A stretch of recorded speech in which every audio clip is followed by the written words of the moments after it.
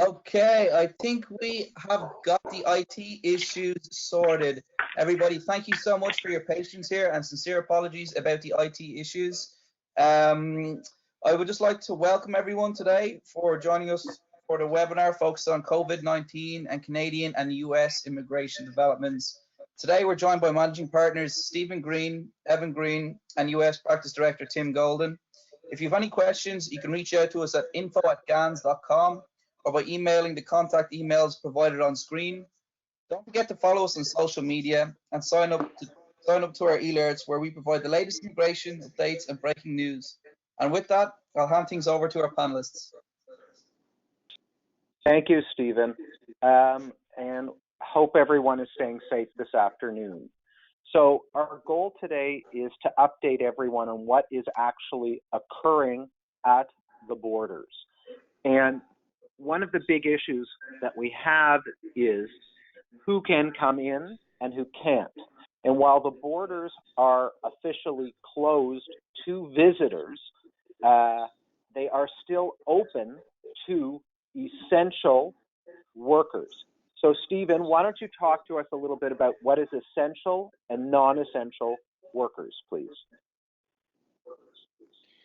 Well, as we've indicated on our previous webinars, individuals that have a valid work permit are not subject to the ban and they are able to enter Canada. And any student that had a student authorization prior to March 18th is also able to enter Canada prior to the ban. And finally, all family members of Canadian citizens and permanent residents are currently permitted to enter Canada if they can demonstrate that they are an immediate family member of somebody that is in Canada, either on a work permit, study permit, Canadian citizen, or permanent resident, meaning landed immigrant. They would be able to come in as an immediate family member. But what we're seeing now, the past 5-6 days, is pushback from the Canadian Border Services officers with this concept, as Evan has stated, as to is it essential that you come into Canada as a worker, as a student, or as a dependent of a immediate family member who is a Canadian citizen or permanent resident. So we have situations now where a Canadian citizen may be married to an American citizen. The Canadian citizen has the absolute right to come into Canada, but the border officers now are trying to determine whether or not it is essential that that dependent spouse of that Canadian citizen should be permitted to come into Canada. And it is our opinion at Green and Spiegel that this concept of essential, dealing with people that are married to Canadians or married to permanent residents or in same-sex relationships, common law relationships with Canadians, citizens, or permanent residents, and the same with people on work permits, that is not the test that should be applied.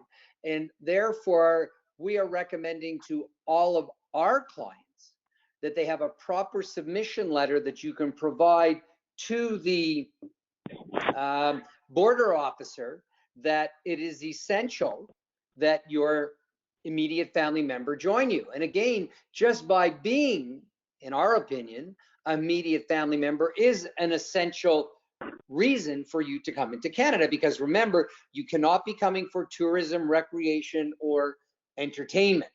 So that really is the biggest change that has happened since we last had the webinar dealing with essential and non-essential. We are trying to get clarification and a proper directive sent down to the border officers, and again to the airlines too, because a lot of the airlines now are taking their cues from the border officers and saying, hey, this immediate family member is not essential. And maybe Evan, you want to talk about one situation which is I think quite common that I think people should be aware of. See, what's happened is there's been various guidance on various days that has come out over the past, let's say, 2 weeks. And at various times it changed. And what happens is when you're in the process of applying to enter the country, the first person you're seeing, if you're flying, is in fact, the ticket agent. And the ticket agent really doesn't understand Canadian immigration law, and they're making calls, and they may not have the full picture of what the current up-to-date situation is. And we had a situation yesterday where we had the common law spouse of a Canadian citizen applying to enter through one of the airports in New York. And we had the issue of essential come up. Was it essential for the common law spouse to be in Canada? And our position is that being a common law spouse, as family reunification, that is essential, and that is what the guidelines currently state. The previous ones didn't state it as emphatically as that. So what ended up happening is that this individual got kicked back at the desk in New York at the first airport. We ended up having them go to a second airport, which had no problem.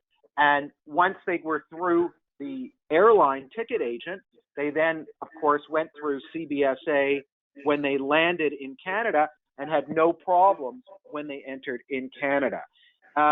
We've seen this all over the world where we're getting, different interpretations. And as Stephen has said, we can't stress enough, you need to have the most up-to-date guidance available prior to traveling. And I think the best advice we can give everyone who's on the call is, if you do have people that are crossing the borders, you want to have updated information available to you. Stephen, And maybe you you want to talk about. Go ahead. Sorry, just to add to Evan, if you feel that you need to be in Canada for an essential reason, you must get a special clearance from the government of Canada if you are just coming in as a visitor for that particular reason. So for example, if there's a health emergency, you're coming in as a visitor to see somebody here, you're going to have to demonstrate that it's essential that you be in Canada. And to demonstrate that essentialness, you need a letter from either the immigration department, from the border services department, the health department. And with that letter, that will facilitate your ability to get on an aircraft if you're flying into Canada. So again, the government now is really looking at protecting the borders from a health standpoint more and more so every day, as they should be.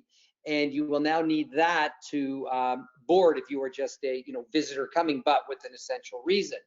Also dealing with mobility issues. An individual that does come into Canada on a work permit now, and if you have received a new work permit, you've not obtained your social insurance number, the government has made it easier now for you to apply for your social insurance number online. So again, you couldn't do that in the past. Now you are able to do that. I guess the other sort of change that's occurred this week is that the government, as we've all heard, both on the U.S. side and on the Canadian side, is very concerned about the supply management chain to make sure that Canadians, Americans have the proper necessities of life, be it food, pharmaceutical, those types of things.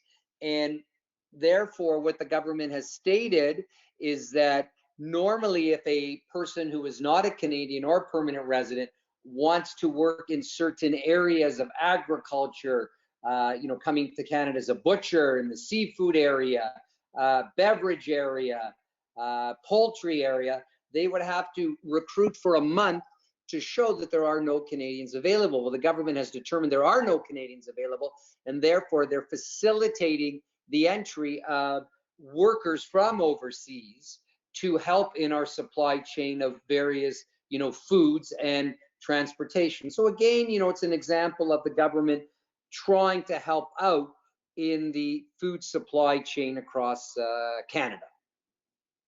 So the one thing I also wanted to mention here, as part of entry into the country, individuals must have a quarantine plan available for 14 days. And that's key as part of your entry. As you said, Stephen, you want an updated letter, but you also want to have a clear isolation plan so that if you are questioned on that upon entry, as it is mandatory, that you have that plan in place. That's key. So the bottom line in all of this is you want to reach out where people are crossing borders. There's lots of new rules. It can be very tricky, and even when you have all the paperwork, you can still get kickback. It is a situation that is changing, and we have reached out at the highest levels to explain to the government what is in fact happening and that there is kickback. The goal, of course, is the protection of Canadians and Canadian society, and we're seeing that it's generally the answer is no until we are able to prove to them that, yes, they fall within one of the exemptions. Stephen, do you want to add to that? No, I mean, it's important that, if you still, look, the programs are still open. You can apply for a new work permit. You can apply for a study permit, but again, there are various stages that you must complete before the government can issue the document. And, there are some medical doctors that are still doing assessments for immigration. So if you're in one of the countries where that's available, then that doesn't impede your ability as part of the process to perhaps get your work permit or your study permit. Biometrics is still a big issue around the world. The government is looking at possibly issuing documents, and that the border will take the biometrics of the person, because in the past, biometrics had to be completed before a study permit or a work permit or a visitor visa was even issued. But now the government is looking at, because of the closures all around the world, the possibility of doing your biometrics upon landing in Canada. And that's about all I have to really add. Yeah. And in terms of biometrics, just to give you people on the call an idea of what's going on, normally you had 30 days to complete those, but they've now extended that to 90 days as a matter of course for everyone without requiring anything updated. We're getting an extension application in. So the government recognizes that this is a huge issue. There are certain places in the world where you can get it done, but most places, including in Canada, it cannot be done at the current time. So with that wonderful news and what's going on, I wanted to have Tim speak about the U.S. and what's going on with the U.S. So Tim, do you want to talk about changes at UCIS to ease the requirement of mail-in filings?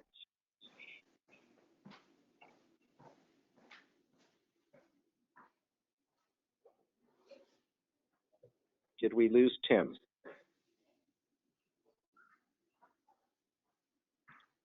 Okay. Well, looks like we're all working from home, so everything gets a little bit challenging when we're all in different locations. In terms of the mail-in filings, there has been some easing up in terms of signatures and what is required and how that is playing out. The government is looking at it, and it's funny because some of the changes that we are seeing in the U.S. are things that we've been wanting for a while, but haven't really been able to do it because the administration has been so difficult. But now, obviously, with things as they are, there have been changes. In terms of the situation at the border, the U.S. border is in many ways much more open than the Canadian border, which is sort of ironic when you think of the numbers coming out of the U.S. versus the numbers in Canada. But the situation is you cannot enter the U.S. solely for tourism purposes, but if you are applying for work permits or if you hold a work permit, you are eligible to enter the United States. And if there are quarantine requirements, they're each individualized to the area that you're going, and there's nothing centralized there. One of the things that is being looked at is the issue of taking public funding. The U.S. has announced various programs, and these programs are in some ways more substantial than they are in Canada. And the question became, if you took those funds, would that affect your ability to sponsor family members later on? And as of right now, we don't have a clear answer on that, but it could be an issue, and we wanted to, make sure that people are aware before they took those funds that it could affect them later on. The other update that occurred was, we talked about it a little bit, is the H-1B lottery occurred at the end of March, and people have at this point been notified if they were selected to submit their applications. So if you have people, you should be notified by now whether you have been selected. I believe the numbers were higher this year in terms of the applications. There were 285,000 applications for the 65 general H1s and the 20 extra for master's grads.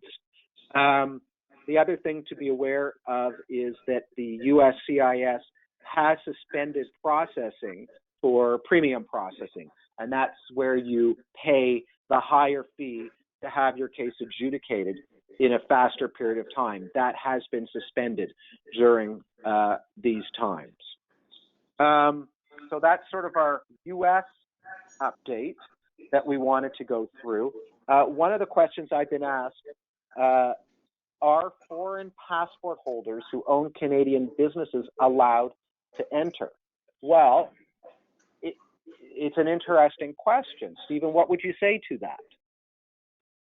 Well, if you you don't have a work permit, but you own a business in Canada. Well, yeah, then you would have to demonstrate that it's essential that you have to come and examine your books, whatever reason, and why you can't do it from abroad. So again, you know, that's a pretty high test to meet, showing that it's an essential reason you must be inside of Canada, and your essential reason would be, hi, I've invested X amount of money in this company and things are changing. I need to come for, you know, a board meeting or something like that. But you have to show that it's essential that you be in Canada.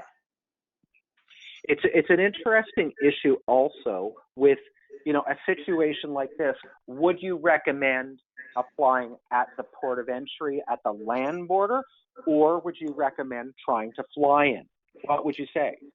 Well, I mean, you know, each individual situation is so unique. We'd have to examine it, but you could also apply online to that special email that the government has set up to provide to applicants the ability to show that it is essential that they be inside of Canada. So it's kind of like a pre-approval that you may want to do. But I think you'd have a pretty hard time, you know, with an airline. They may say, hey, look, it's very nice you invested in a business. You know, what's the difference between that and buying a condominium in Toronto? Why is it essential that you must be here? And I think you'd have a pretty hard time in that sense. You know, at least at the border, you're dealing with a CBSA officer who has been briefed on the policies of the immigration department as to what they believe is essential. So I would definitely think it'd be, you know, easier to do it at the border. You may want to get a pre-approval, which would solve it if you were going to fly. Yeah, I mean, I agree with that. I think that the pre-approvals would be the key if you have the time. And obviously the essential would be, you know, the argument being that obviously every business has been affected by what's going on, and you need to be here to see what's going on. But it's hard to make the argument when you've got a quarantine for 14 days too, because remember, that's part of it. So there's lots of issues there. I think that this person's ultimately would have difficulty entering because they don't hold a work permit to enter the country, and it might be a time for them to get the work permit. The other thing we're advising in terms of that is many people who are in the U.S. may have claims to Canadian citizenship, and they haven't explored those claims. Now is the time, when we see this terrible situation, that perhaps they want to get all their paperwork organized and get those Canadian passports to make their travel easier into Canada. Agree, Stephen? Yeah, absolutely. Look at if you're eligible for a grant of citizenship based on the fact that your mother or your father was a Canadian citizen. So I think we pretty much covered everything that we hope to cover this afternoon. But please take away, if you are traveling, reach out beforehand. It is very, very important. And the idea of just showing up at the port of entry without updated documentation is a really bad idea. If you can go to the port of entry as opposed to flying in, you sort of have like one gate as opposed to two. When you're flying, you're going to have to deal with the ticket agent and then CBSA when you land. When you're at the land border, it's just CBSA. And in some ways, we would hope that they would be more up to speed with what was in fact going on. So as we know, it is an ever-changing situation. Keep informed. If you have questions, Stephen, you want to go through, Doherty, go through the address of how people get their questions to us. And thank you all for listening this afternoon. Absolutely. I'd like to thank everyone for attending today's webinar, and I'd also like to, thank you for your patience during the IT issues at the start. I hope we all found it very informative. I'd like to thank Stephen, Evan, and Tim for taking their time today to share their expert advice. If you do have any questions, you can reach out to info@gans.com. If your issue is urgent, you can also reach out to your lawyer directly. We will also be hosting a webinar on Thursday at 2 p.m. and I will send the details out to all attendees a little bit later on. And in this new webinar on Thursday, you'll also be able to ask a couple questions. And Ravi and Shoshana, two partners here at the firm, will do their best to answer your questions then. And yeah, I guess stay up to date by subscribing to our e-alerts. We also have the information to subscribe to that in the follow-up email. And until next time, everybody, stay safe. Thank you, everyone. And I just wanted to apologize for our late start. The traffic from the kitchen to the living room was crazy. Just kidding, because we had a few technical issues. Everyone, stay healthy, and most importantly, we're here for you if you need us. Thank you, and have a safe afternoon.